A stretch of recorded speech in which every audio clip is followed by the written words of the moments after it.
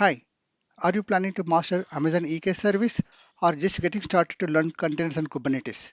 If the answer is yes, you're in the right place. This is a multi-part Amazon EKS deep dive series where we will cover various aspects of running workloads on Amazon EKS. Let's get started.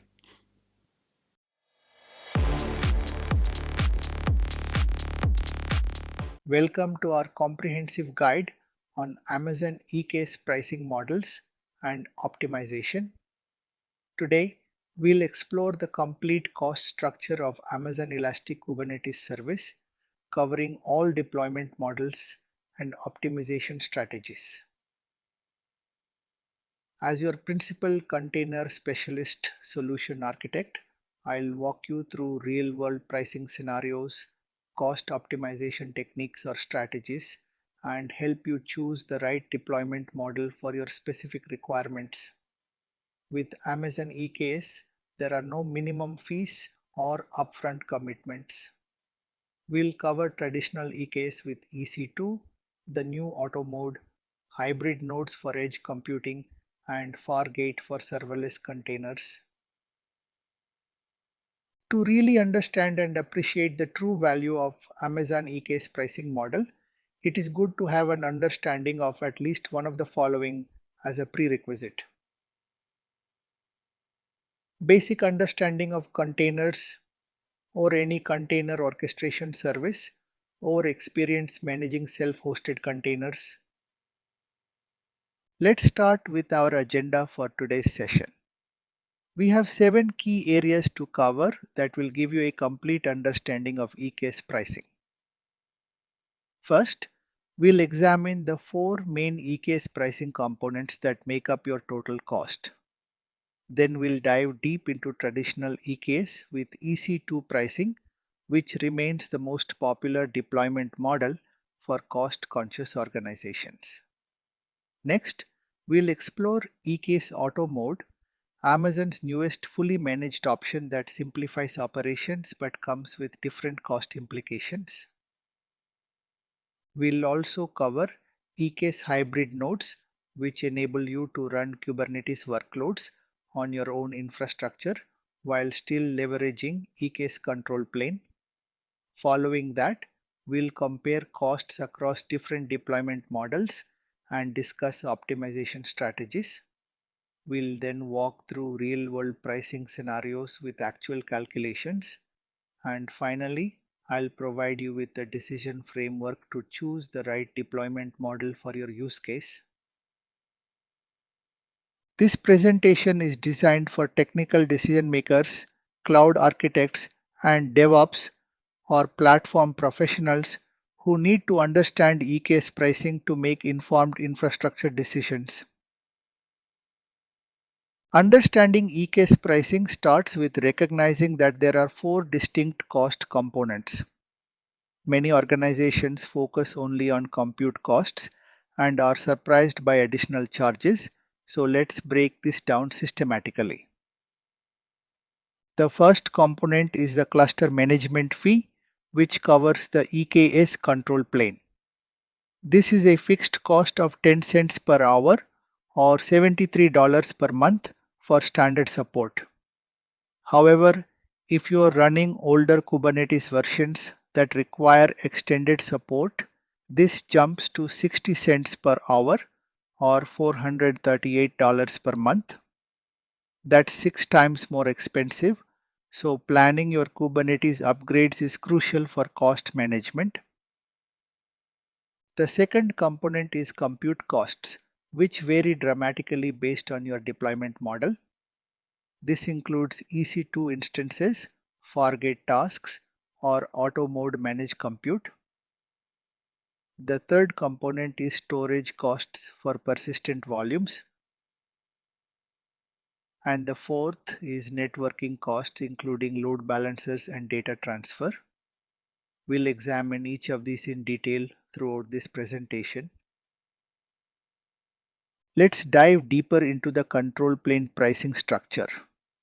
The EKS control plane is fully managed by AWS, handling the Kubernetes API server, etcd, and other control plane components across multiple availability zones for high availability.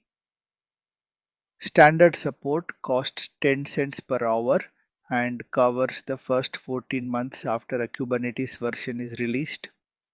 This includes all security patches, bug fixes, and regular maintenance. For most organizations, this is the target pricing tier you want to maintain. Extended support kicks in after the 14-month standard support period and costs 60 cents per hour. While this provides an additional 12 months of support for older Kubernetes versions, it's significantly more expensive.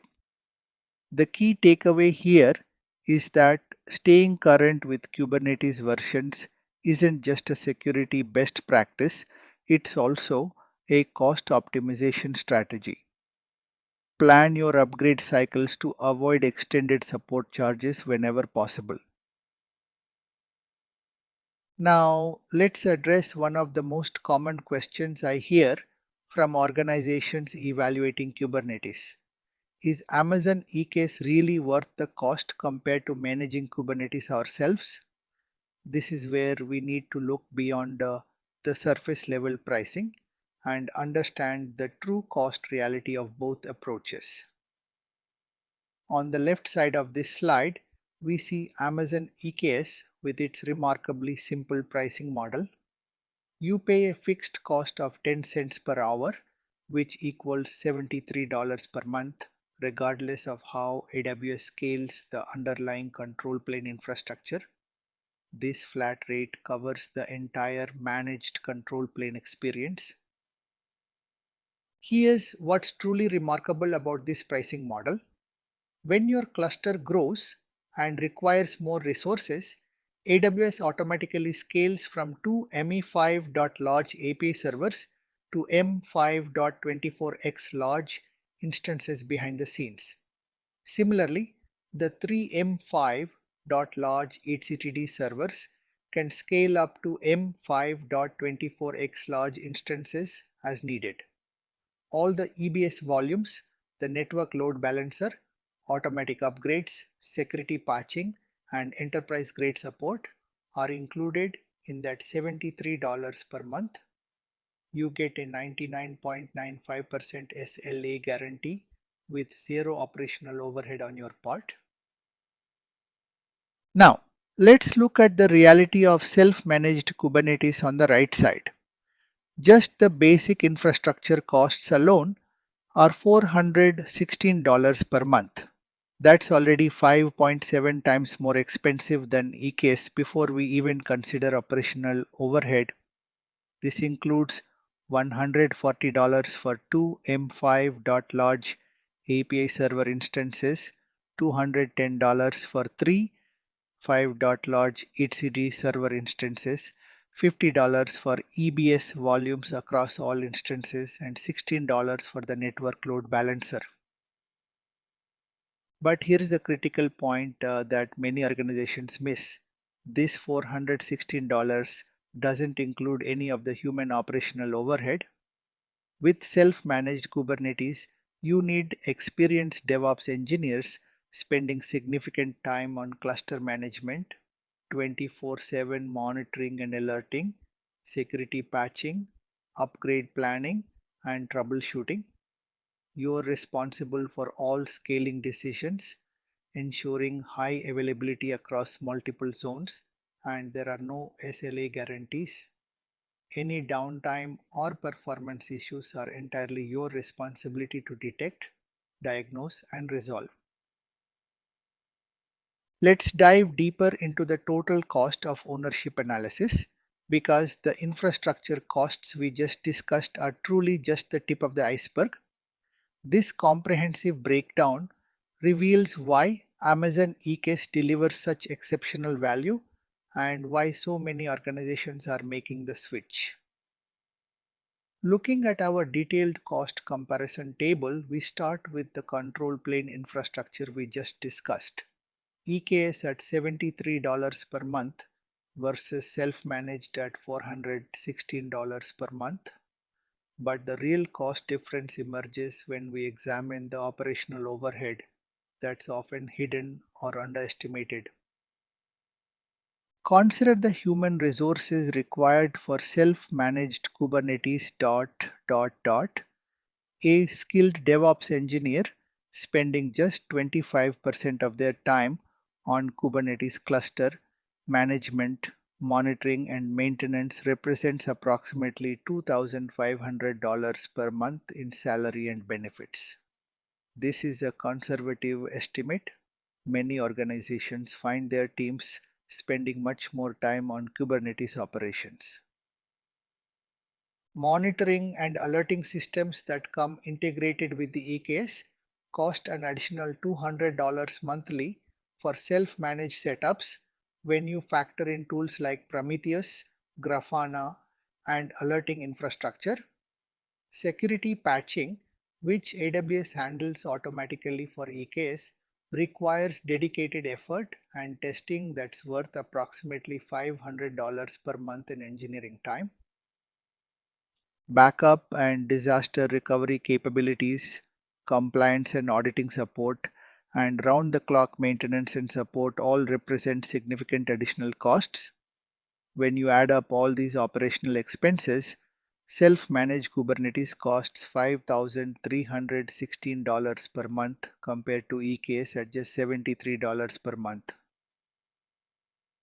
The numbers are staggering. That's an annual cost difference of $62,916 more for self-managed Kubernetes. Put another way, Amazon EKS delivers a 7,200% return on investment in operational cost savings alone. This calculation doesn't even account for the opportunity cost of having your best engineers focused on infrastructure management instead of building applications and features that directly drive business value. The message here is crystal clear. Amazon EKS isn't just competitively priced, it's an exceptional bargain when you consider the total cost of ownership. The 10 cents per hour you pay for EKS control plane management represents one of the best investments you can make in your cloud infrastructure strategy. You're not just buying a managed service, you're buying back your team's time to focus on what truly matters for your business.